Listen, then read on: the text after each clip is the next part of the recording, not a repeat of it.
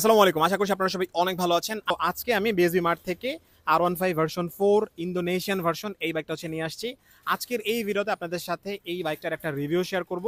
যারা যারা আসলে চিন্তা করতেছিলেন R15 ভার্সন 4 ইন্ডিয়ানটা নিব নাকি ইন্দোটা নিব, তো আপনারা কিন্তু আমার এই ভিডিওটা থেকে আজকে ইন্দো যে ভার্সনটা রয়েছে এটার মধ্যে আসলে কি কি আছে, R15 ভার্সন 4 ইন্ডিয়ানটার তুলনায় এটাতে কোনো কিছু বেটার আছে কিনা সেই ইনফরমেশনগুলো কিন্তু এই ভিডিওতে পেয়ে যাবেন। তাহলে আজকে এখন শুরু করব এই ভার্সনটা সম্পর্কে কথা বলা।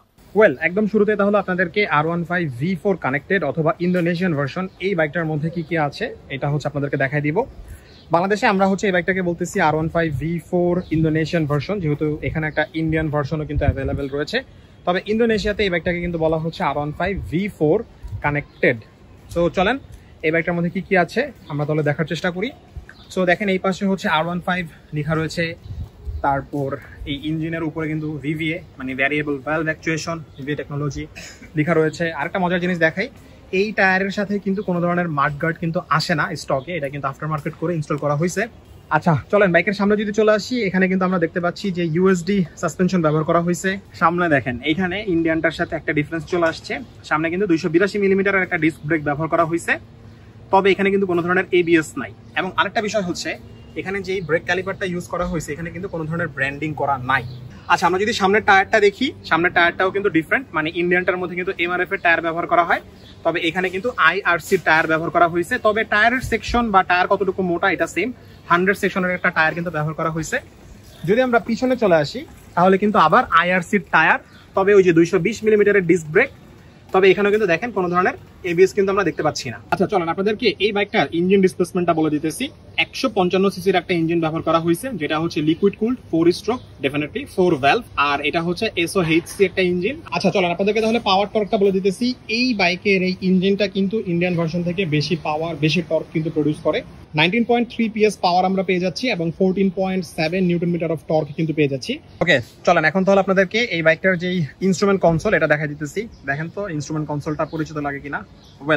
এখানে আসলে ভার্সন 3 যেটা সেইটার ইনস্ট্রুমেন্ট কনসোলটা কিন্তু ব্যবহার করা হয়েছে। তবে ইন্ডিয়ান V4 এ কিন্তু আলাদা একটা ইনস্ট্রুমেন্ট কনসোল, মানে নতুন একটা ইনস্ট্রুমেন্ট কনসোল কিন্তু লাগানো হয়েছে, বাট এটার মধ্যে কিন্তু V3 ইনস্ট্রুমেন্ট কনসোল। তারপর দেখেন হ্যান্ডেলবারটা, এটাও কিন্তু V3। তো দেখেন এই ইনস্ট্রুমেন্ট কনসোলে আপনারা কিন্তু সব ইনফরমেশনই পেয়ে যাইতেছেন। সো আমি আপনাদেরকে একটু দেখাই দেই। এখানে হচ্ছে দেখেন ট্রিপ 1 আছে, ট্রিপ 2, ঠিক আছে। তারপর হচ্ছে ঘড়ি দেখতে পারতেছেন, তারপর এখানে হচ্ছে স্পিড উঠবে, ট্যাকোমিটার আছে, গিয়ার ইন্ডিকেটর আছে, ফুয়েল গজ আছে। আচ্ছা আরেকটা বিষয় হচ্ছে এখানে কিন্তু আপনারা মানে বাইকটাকে কিন্তু ব্লুটুথের মাধ্যমে ফোনের সাথে কানেক্ট করতে পারবেন, মানে ব্লুটুথ কানেক্টিভিটি রয়েছে। আচ্ছা বাইকের ডাইমেনশন সম্পর্কে আপনাদেরকে কিছু তথ্য দিতেছি। বাইকটার দেখেন ট্যাঙ্ক কিন্তু অনেক বড় সড়ো, বাট এই ট্যাঙ্কে ফুয়েল ধরবে 11 লিটার। তারপর বাইকটার সিট হাইট হচ্ছে 815 মিলিমিটার। সো আপনার হাইট যদি 5 ফুট 4-5 হয় তাহলে আপনি বাইকটা ভালোভাবে রাইড করতে পারবেন। আচ্ছা আরেকটা বিষয় হচ্ছে বাইকের গ্রাউন্ড ক্লিয়ারেন্স হচ্ছে 170 মিলিমিটার। তো গ্রাউন্ড ক্লিয়ারেন্স কিন্তু মোটামুটি ভালোই দেওয়া আছে, এই কারণে কিন্তু খুব কম কিছু স্পিড ব্রেকারে বাইকের যে লোয়ার পার্ট সেটা কিন্তু বাড়ি খাবে। তবে স্পিড ব্রেকার যদি একটু বড় বড় হয় সেক্ষেত্রে অবশ্যই বাইকের লোয়ার পার্টটা আসলে বাড়ি খাবে। আর বাইকটার মধ্যে কিন্তু 6টা গিয়ার দেওয়া আছে এবং এটা ফুয়েল সিস্টেম হচ্ছে FI ফুয়েল ইনজেক্ট, এই কারণে এই বাইকটা থেকে কিন্তু ভালো ফিগারের মাইলেজ পাওয়া যায়। যারা যারা R15 V4 ইউজার আছেন আপনারা কমেন্ট করে জানাবেন আপনি আপনার R15 V4 ইন্দোনেশিয়ান ভার্সন এটা থেকে কত করে মাইলেজ পাচ্ছেন, কমেন্ট করে আমাকে এবং অন্যান্য ভিউয়ারদেরকে জানিয়ে দিবেন। তবে মজার বিষয় হচ্ছে এর মধ্যে কোনো ধরনের ট্র্যাকশন কন্ট্রোল নাই, কুইক শিফটার নাই, এবং এটার মধ্যে কিন্তু সাইড স্ট্যান্ড কাট অফ সেন্সরও কিন্তু নাই। কিন্তু এই সব জিনিসগুলো কিন্তু আমরা আবার R15 V4 ইন্ডিয়ান ভার্সনটাতে পেয়ে যেতেছি। ইন্ডিয়ান ভার্সনটার যেই V4 ওটাতে অবশ্য কুইক শিফটার নাই, তবে ট্র্যাকশন কন্ট্রোলটা কিন্তু রয়েছে, আর side stand cut off sensor যেটা সেটা কিন্তু রয়েছে। সো এখন হচ্ছে R15 V4 কানেক্টেড এই ব্যাগটা হচ্ছে রাইড করব। এটা হচ্ছে আমার ক্যামেরার ব্যাগ, আর আমার সাথে আসতে হচ্ছে আমার ফ্রেন্ড সোহান। ওকে সো যখন এই যে বাইকে উঠলাম, তো বাইকের হচ্ছে এই যে ভিউ এমন, তো আপনাদেরকে দেখাই দিতেছি। দেখেন বাইকে হচ্ছে ফার্স্ট গিয়ারে রাখা, তো নিউট্রাল করি, ঠিক আছে। নিউট্রাল করে স্ট্যান্ডটা নামাই দিলাম, দেখছেন স্টার্ট হয়েছে, স্টার্ট কিন্তু হয়ে গেছে, ঠিক আছে। সো আমি যখনই গিয়ারটা শিফট করতেছি আমার কিন্তু স্ট্যান্ড কিন্তু নামানো, ঠিক আছে। সো এটার মধ্যে কিন্তু কোনো ধরনের side stand cut off sensor নাই। ওকে তাহলে চলেন একটা রাইড দিয়ে আসি তাহলে। সোহান ঘুরাও এইদিকে। ভাই এটার ব্রেক হচ্ছে সেরা, মানে এটার মধ্যে কোনো ধরনের কিন্তু এবিএস ব্রেক দেওয়া নাই, বাট এটার ব্রেক হচ্ছে আউটস্ট্যান্ডিং।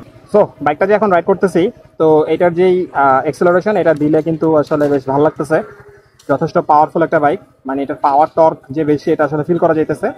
আর R15 V4 ইন্ডিয়ান যে ভার্সনটা সেটা থেকে কিন্তু এটার পাওয়ার টর্ক কিন্তু বেশি।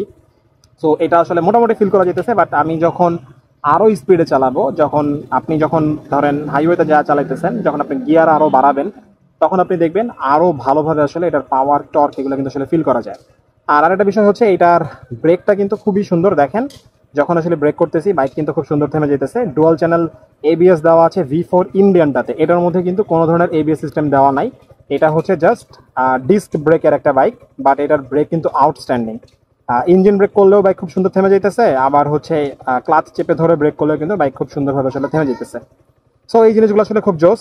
আর সিটিং পজিশনের কথা কি বলবো, সবসময় আসলে বলি যে V3 V4 এগুলার সিটিং পজিশন খুব একটা কমফোর্টেবল না। আর আমি যেহেতু সবসময় কমিউটার বাইক রাইড করি, তো আমার জন্য একটু আনকমফোর্টেবল লাগে।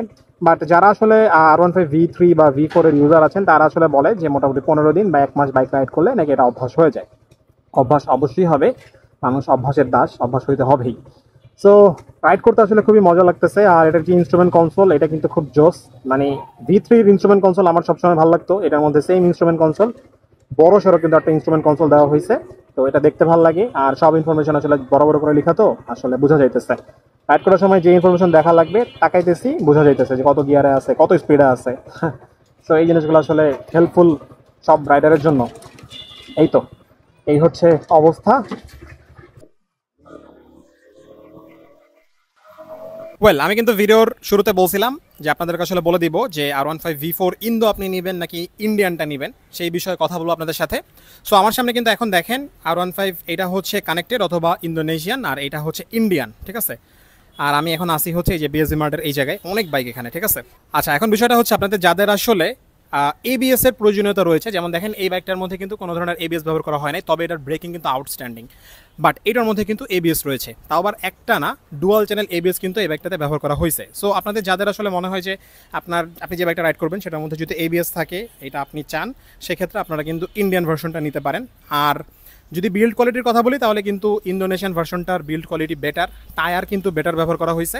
তবে এখানে কিন্তু ব্যবহার করা হয়েছে কি বলেন তো, যে এমআরএফ এর টায়ার প্লাস হচ্ছে ডুয়াল চ্যানেল এবিএস, এটা একটা বড় সড়ো আসলে ডিফারেন্স।